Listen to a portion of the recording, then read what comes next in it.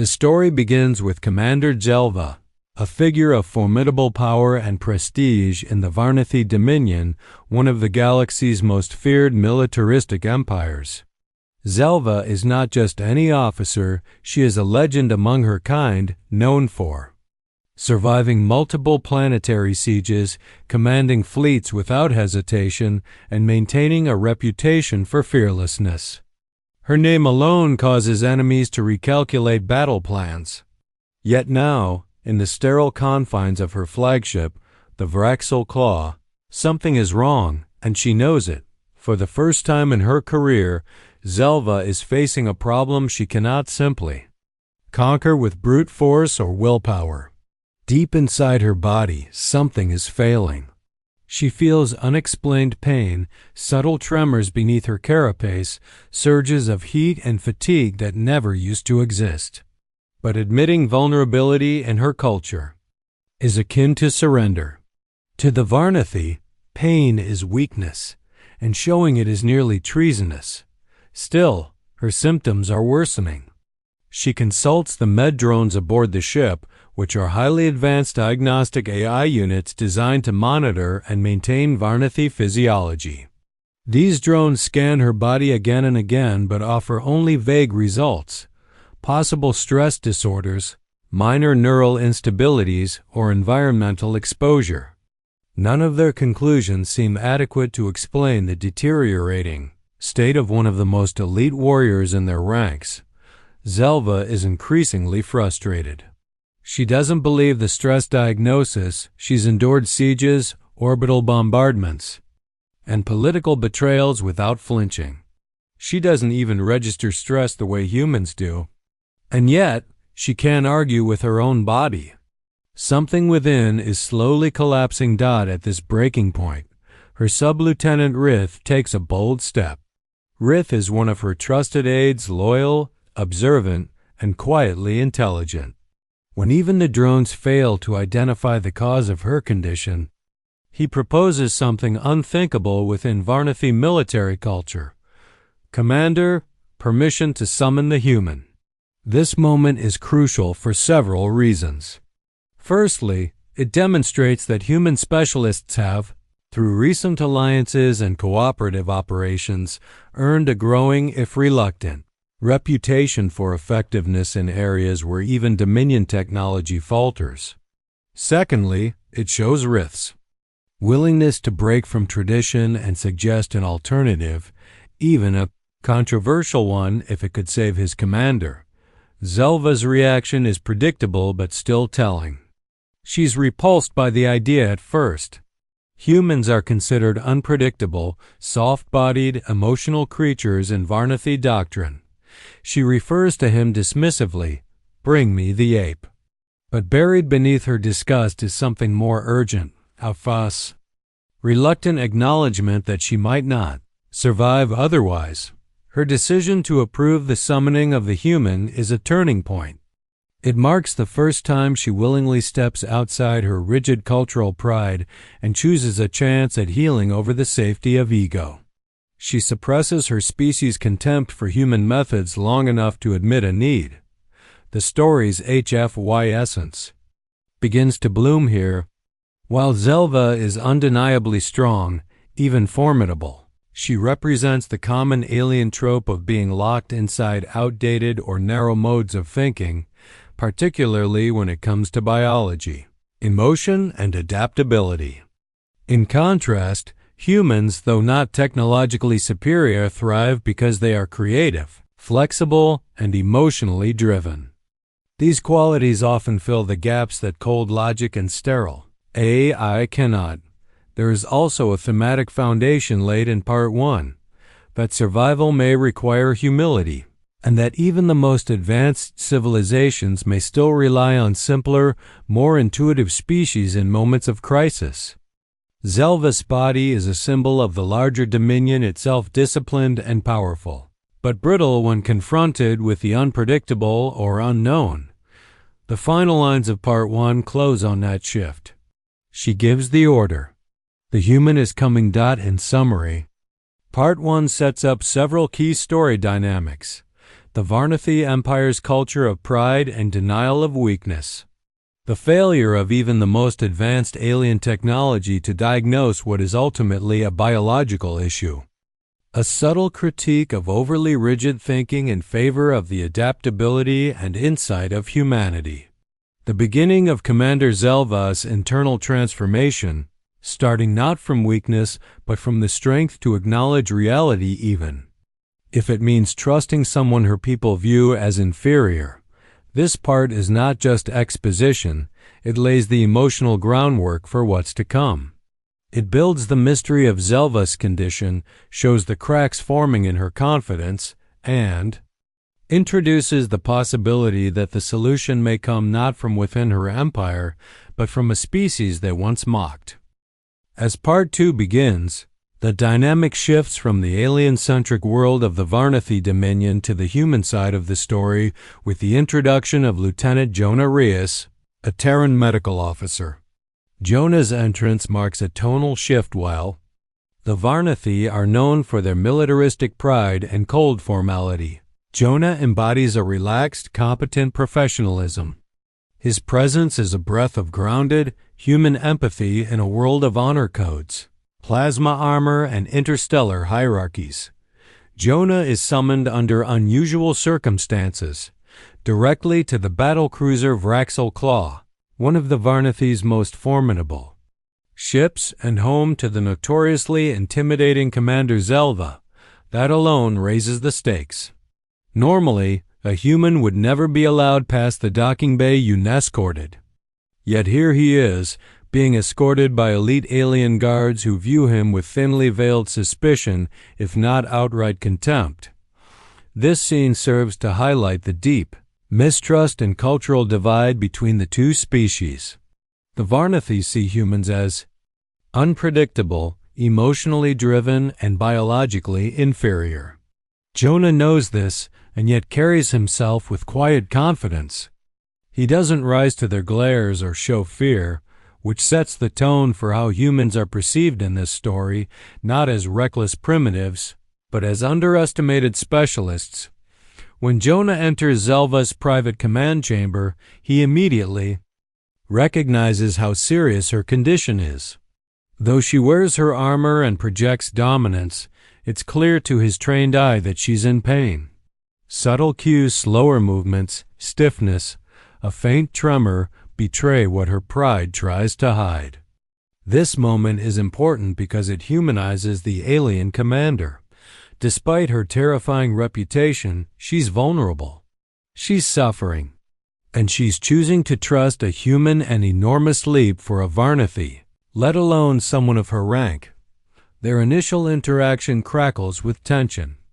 Zelva is blunt and formal, issuing commands and demanding discretion. She doesn't want weakness exposed, not even to a human. Jonah, however, doesn't treat her with excessive awe or fear. Instead, he gently pushes back. He insists on more than just passive scans. He needs her cooperation, her trust. He's not being defiant. He's being a professional. That boundary-setting moment is key.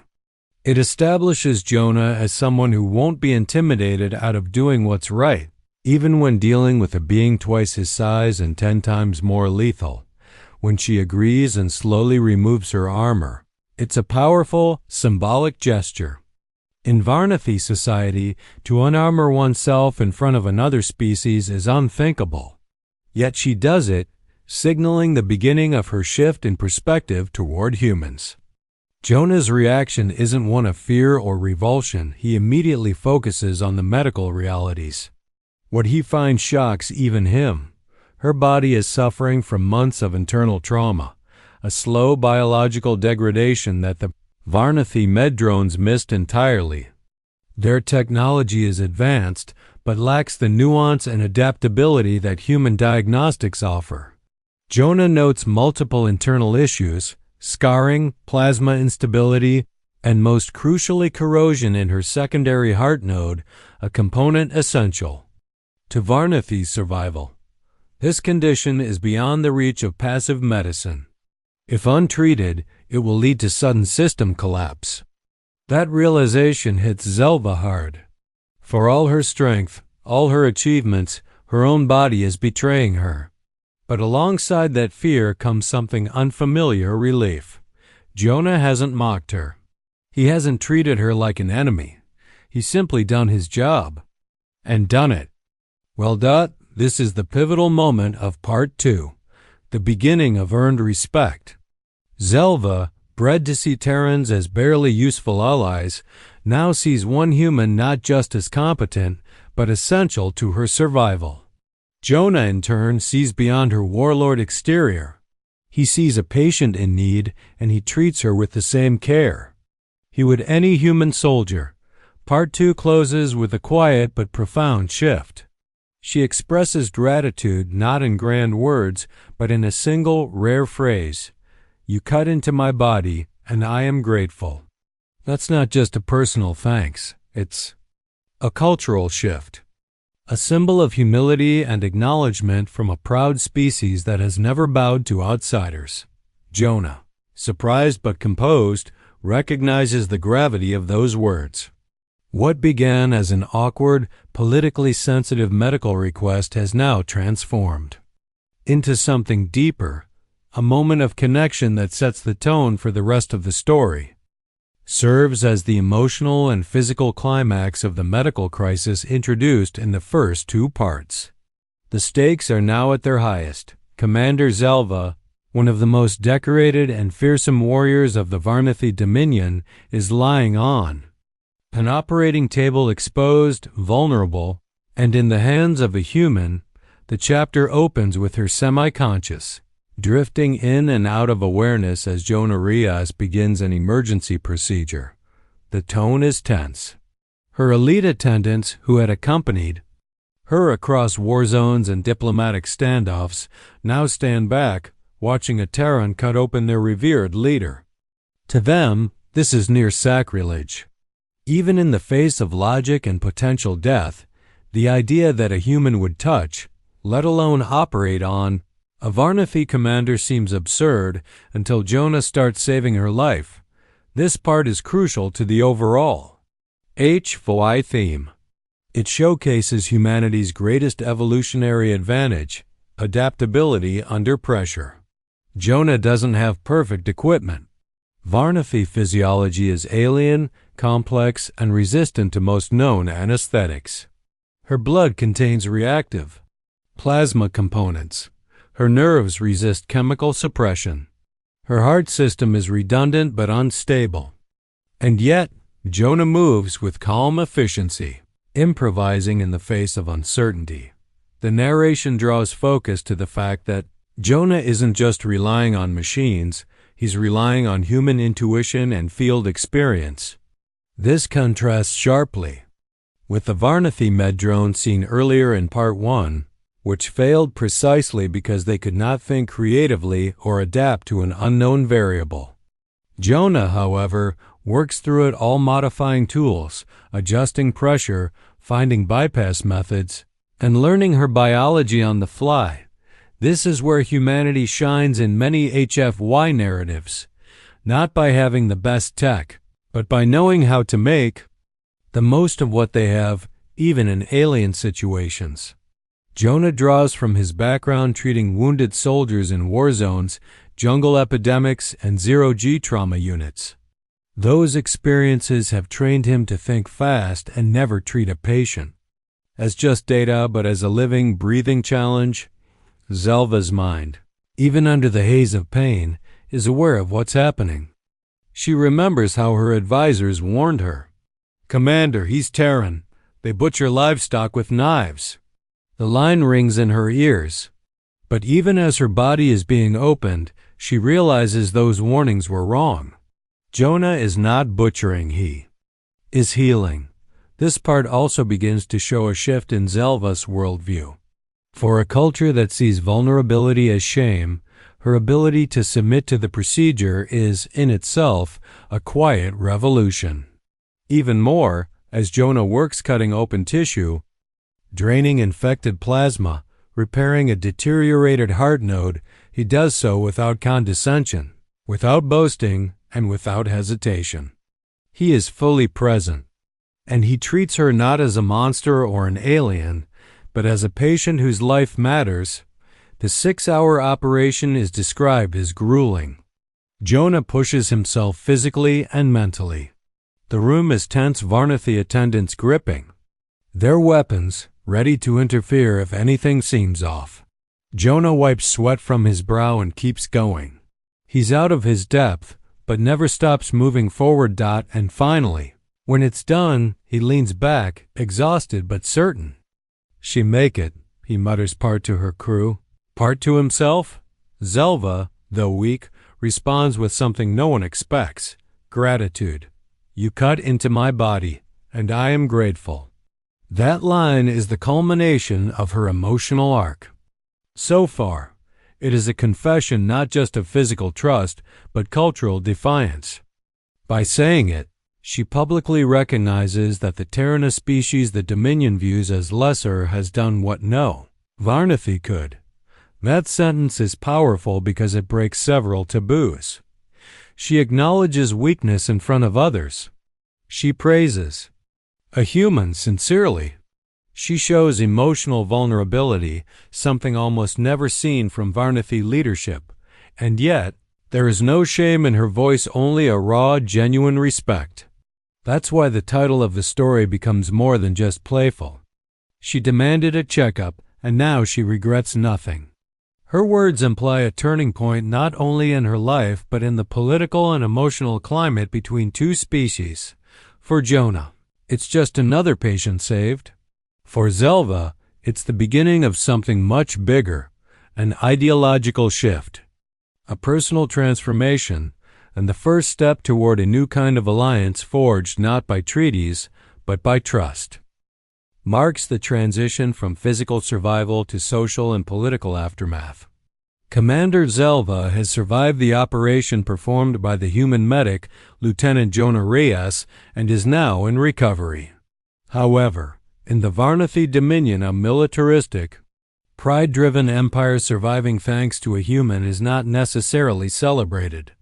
In fact, it's viewed with suspicion, even contempt, by the ruling elite. The story now shifts its focus from the immediate life-or-death scenario to the broader implications of Zelva's decision to allow a human to cut into her body. Within the context of the Dominion's culture, her choice isn't just unusual, it's revolutionary. For a commander of her rank to openly accept help from a Terran isn't seen as a wise medical decision, it's seen as a betrayal of Varnathi superiority. Back on her feet, sooner than expected, thanks to both her alien biology and the efficiency of human care, Zelva returns to her command. Her body is healing, but she's now caught in a storm of political backlash. The Dominion High Council begins to question her fitness, not just physically, but ideologically. To them, her reliance on a human is a sign of ideological weakness, even treasonous softness. They send communications hinting that she should resign. They circulate rumors. They begin quietly vetting replacements, but Zelva, true to form, doesn't bow. Instead, she does something no one expects. She responds not with silence or appeasement, but with a direct public broadcast streamed across the Dominion's internal channels and deliberately across alliance frequencies as well. In her speech, she tells the truth. I entrusted my life to a Terran. He did not exploit me. He did not boast. He healed. That is strength. With that single statement, she redefines strength in Varnathi terms. She doesn't frame Jonah's actions as mercy or anomaly. She frames them as a different form of power. The power to repair, not destroy. To adapt, not dominate. And she aligns herself with it. This is an immensely powerful act because it reclaims the narrative. Rather than being shamed for accepting Terran aid, Zelva champions it. She shows her people and the galaxy that she is not diminished by her choice. On the contrary, she is stronger for it. Meanwhile, Jonah is experiencing his own shift in status. He went from being a little-known Alliance field medic to suddenly being the human who saved a Varnathi warlord. His reputation explodes not because he sought fame, but because his work spoke for itself. Soon, he's summoned invited, technically, though it's made clear it's not optional to visit the Varnathi capital. While the atmosphere remains tense, it's also curiously respectful. High-ranking Varnathi want to observe him, question him, study him, and not just because of his medical knowledge. They want to understand how someone from such an emotional, chaotic species could perform under pressure with such clarity and resolve. Behind the official meetings, something more personal is developing. Zelva and Jonah meet often, away from the cameras and council rooms. Their conversations begin formally but gradually evolve into something deeper. She's fascinated by Terran resilience, emotional complexity, and unpredictability. He's fascinated by her culture's rigid code of honor and the deep discipline behind it. In these quiet moments, Jonah begins to realize that Zelva is changing, not just physically, but philosophically. Her near-death experience and the fact that a human saved her has reshaped her understanding of strength, loyalty, and even vulnerability. One night, as they stand near a viewport looking out at Earth from orbit, she asks softly, "Do all humans possess such drive?" Jonah replies honestly, "Not all, but the good ones try." She turns to him, her voice low but clear. "In Varnathi culture, we do not easily express admiration, but I regret nothing." This moment is significant. The title of the story, Alien. Commander demands a human checkup, and regrets nothing comes full circle here. Her regret nothing isn't just about the operation. It's about what it meant, opening herself up literally and symbolically to a different species, and finding not betrayal, but genuine connection. Part 4 is at its heart about the emotional and ideological aftermath of a moment of cross-species trust. It shows that survival is only the beginning and that rebuilding beliefs and alliances is often harder than healing wounds. Yet, it's also more powerful. Serves as the resolution and culmination of everything that has been building throughout the story. Commander Zelva's transformation, Jonah Ray's rising reputation, and the broader shift in galactic perceptions about humanity. What started as a private, almost scandalous moment of medical intervention has rippled outward into diplomacy, military doctrine, and interspecies understanding. As the story reaches its conclusion, the galaxy teeters on the edge of another conflict. Tensions are rising between several species, particularly among rival empires in the outer systems. What would once have been a simple standoff is now complicated by new alliances and changing perceptions. The Varnathi Dominion, once proudly isolationist and skeptical of outsiders, especially humans, is now viewed as unpredictable. Why? Because one of their most fearsome commanders is openly aligned with Terrans. Commander Zelva is back in active service, healthier than she's been in years, thanks to Jonah's procedure. But she is not the same woman she was before. She no longer leads only with pride and force. Now she carries a sense of perspective, even humility, rare among her kind. Her experience with the human medic hasn't made her softer, but it has made her wiser. More than that, it has changed the Dominion's policies. In the past, Terran involvement was tolerated but limited. After Zelva's recovery in public endorsement of Jonah, Terran medics and scientists are being requested across the Dominion, much to the chagrin of traditionalists. Many still grumble that it's dangerous to let emotional creatures into military operations, but even they cannot deny the results. Human adaptability and innovation are proving effective where rigid protocols fail. At the same time, Jonah's life has been transformed. Once a background figure patching up wounded soldiers, he is now a recognized name among both humans and Varnathi. He hasn't let the fame change him. He still treats people with the same quiet dedication, but he now plays a larger role. He advises on joint interspecies medical protocols, helps design hybrid treatment facilities, and occasionally lectures on the importance of flexibility in crisis medicine. Despite his expanded role, he maintains a quiet connection with Commander Zelva. The two have forged an unlikely bond, not romantic, but deeply respectful. Each represents something the other once misunderstood. She, the embodiment of power, learning the value of vulnerability. He, the quiet human who never sought glory but earned it through compassion and courage. Their private conversations reflect this mutual growth. Zelva now speaks with less rigidity, more curiosity. She asks about Earth customs, about human emotions, and what drives them to such irrational and yet inspiring acts.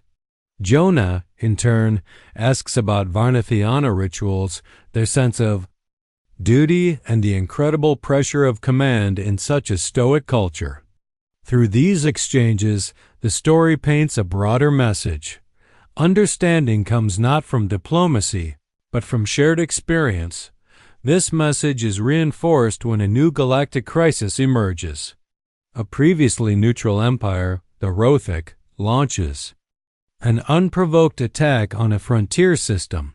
The Alliance scrambles to respond, but the Varnathi, who once would have acted alone or scorned the idea of joint command, immediately reach out to coordinate with Terran forces. Why? Because Zelva insists on it. She issues orders for full joint deployment. Terran medics are embedded with Varnathi units. Human commanders are briefed as equals. The battlefield becomes a place not of chaos, but of unity through diversity. Where one species lacks, another compensates.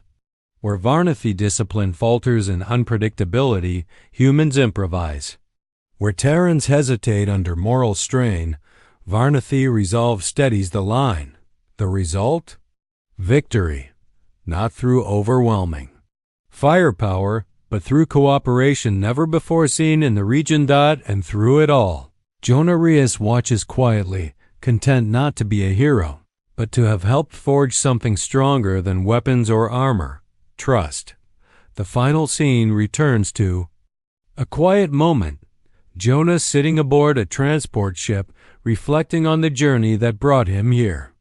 When someone asks how he became so well known, he gives a simple, almost humorous answer.